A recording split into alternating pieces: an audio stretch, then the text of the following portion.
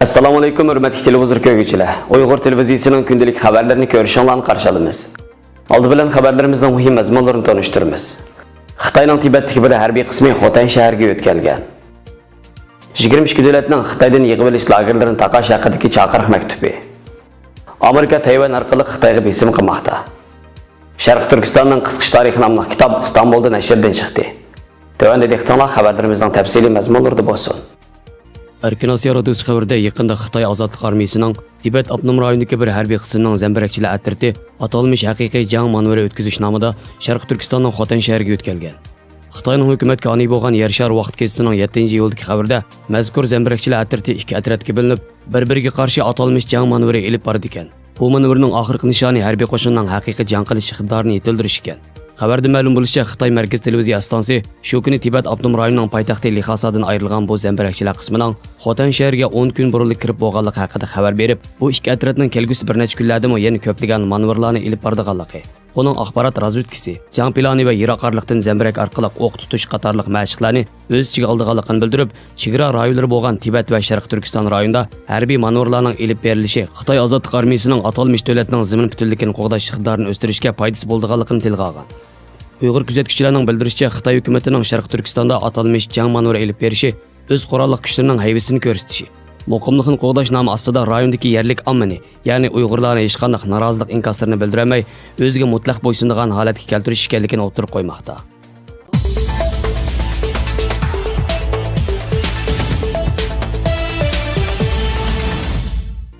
Fransiya axborot agentligi, Reuters agentligi qatorliqlarning diplomatik kanallarida xabar qilinishicha, 22 davlatning bosh elchilari chorshanba kuni bir maktubga birlikda imzo qo'ygan.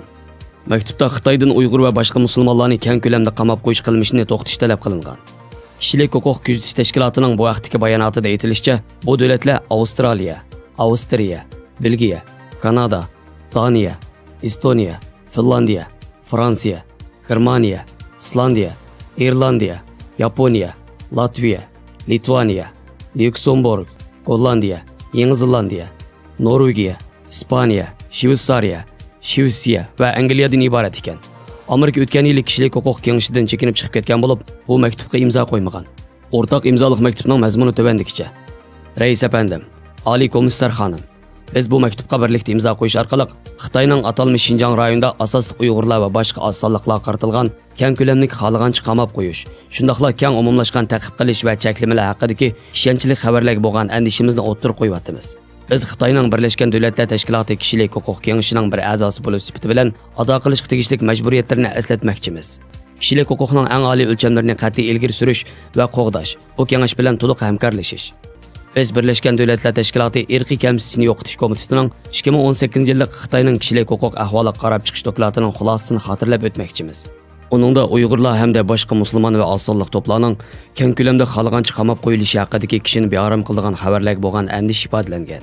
Kishilik huquq oliy komissari va bir qism Birlashgan Davlatlar Tashkilotining alohida programmalarining mas'ullarining bu vaqtdagi andishlariga qo'shilamiz. Biz Xitoyning Xinjiang va Xitoy miqyosida o'zining qonunlari va xalqaro majburiyatlarini ado qilishni hamda din va e'tiqod erkinligi qatorliqlarni o'z ichiga olgan kishilik huquqlarga va asosiy erkinliklarga hurmat qilishga chaqiramiz. Xitoy Sharq Turkistondagi Uyg'urlar boshqa musulmon va osonliqlarning harakat erkinligiga bo'lgan cheklamalarni va xohlagancha qamab qo'yishdan qo'l yig'ishga chaqiramiz. Biz Xitoyning umumyuzlik qarorli qarab chiqishga berilgan takliflarni qabul qilib, Birlashgan Davlatlar Tashkilotining diniy va e'tiqodi erkinlik alohida dokladchisining ziyorat talabiga ijobiy inkos qaytarishini hamda Birlashgan Davlatlar Tashkiloti kishilik huquq oliy komissari qatorliq mustaqil xalqaro kuzatchilarning Xinjiangga kirishiga yo'l qo'yishini, Xitoyning irqiy kamsitishni yo'qotish komitetining baholash xulosasidagi munosabatli takliflarni ijro qilishga, kishilik huquq oliy komitetidan kishilik huquq oliy kengashining qarorlik xabarlantirib turishini talab qilamiz. Bu maktubning kishilik huquq kengashining 41-navbatlik yig'inining hujjati sifatida xotirlanishni hamda kishilik huquq oliy komissari ishxonasining to'g'rida e'lon qilishini talab qilamiz. Kishilik huquq kengashining raisiga ostida imzosi qo'yilgan davlatga vakolatan bu maktubni topshirishdan sharaf his qilamiz. Mazkur maktubning ostida yuqorqi 22 davlatning Birlashgan Davlatlar Tashkilotidagi bosh elchilarining imzosi qo'yilgan.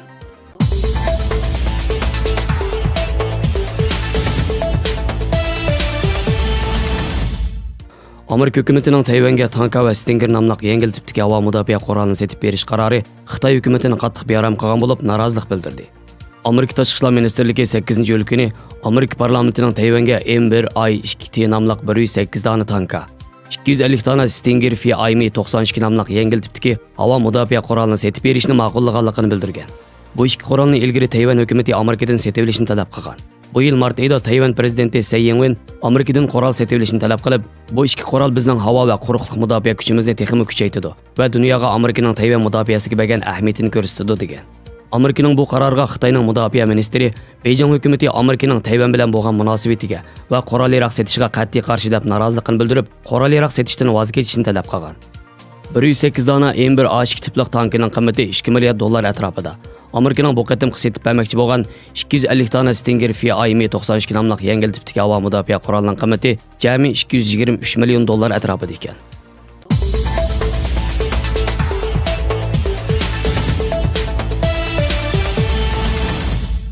Chet eldagi Uyg'urlarning sonining kun sayin ko'payishiga ergishib, nashriyatchilik xizmatlari kuchaymoqda. Uyg'ur ziyolisi nashriyatchi Abdulil Turan yozgan Sharq Turkistonning qisqish tarixi nomli kitob Istanbulda nashrdan chiqdi. Mazkur kitob jami 4 bob bo'lib, 1-bob Islomiyatdan burungi Uyg'ur davlatlari, 2-bob Sharq Turkistonda Islomiyat, 3-bob Sharq Turkistonda bo'ron chapqonlik yillar, 4-bob Sharq Turkiston tarixida o'tgan bir qism namoyandalar qatorliq 282 batdan tarkib topgan. Abdulil Turan chet elda yosh o'smirlarning ko'payishiga ergishib, ona tilda Uyg'ur tarixini o'rgatish ehtiyoji kuchli bo'lganligi. Shunga Sharq Turkistonning qisqish tarixi nomli bu kitobni yozib chiqqan bo'lib, kitobda Uyg'urlarning milodidan burun 1949-yilgacha bo'lgan tarixi bayon qilingan. Abdulil Turan kitobning mazmuni to'g'risida qisqacha ma'lumot berib, kitobning oxirgi bobida tarixda Uyg'ur diyorida o'tgan mashhur shaxslarga o'rin berilgan. Mazkur asar yosh o'smirlarning Uyg'ur tarixini o'rganishini obyekt qilgan bo'lib, avtor asarni yozishda Qozog'istonlik Uyg'ur tarixchi Sobit Abdurahmon yozgan Uyg'urnoma, To'nilgan tarixchi Turg'un Almas yozgan Uyg'urlar, Uyg'ur adabiyot tarixi qatorliq kitoblardan foydalangan. Sharq Turkistonning qisqish tarixi nomli kitobni boshdan oxir o'qib chiqqan, hozir Shvetsiyada turayotgan Uyg'ur ziyolisi Abdushukur Mamat mazkur kitobning Hun mazgilidan bugungacha bo'lgan Uyg'ur tarixini oddiylashtirib bayon qilingan kitob ekanligini, burun nashr qilingan tarixiy kitoblarga o'xshamaydigan tarafining Uyg'urlarning 2000 yillik tarixining ommabop tili bilan tushunishli qilib bayon qilinganligini aytgan. Taklamakan Uyg'ur nashriyati xo'jayini, Uyg'ur ziyolisi Abdulil Turan tuzgan Uyg'ur o'smirlar uchun adabiyot nomli kitobi nashr qilingan bo'lib, buni yangi Uyg'urcha o'rganayotgan o'smirlar uchun o'qish sifatida qo'llanishga bo'ladi ekan. Uning burun Uyg'urlarda Islomiyat, Haj qoidalari nomli kitoblari va ko'p sonda maqolasi e'lon qilingan.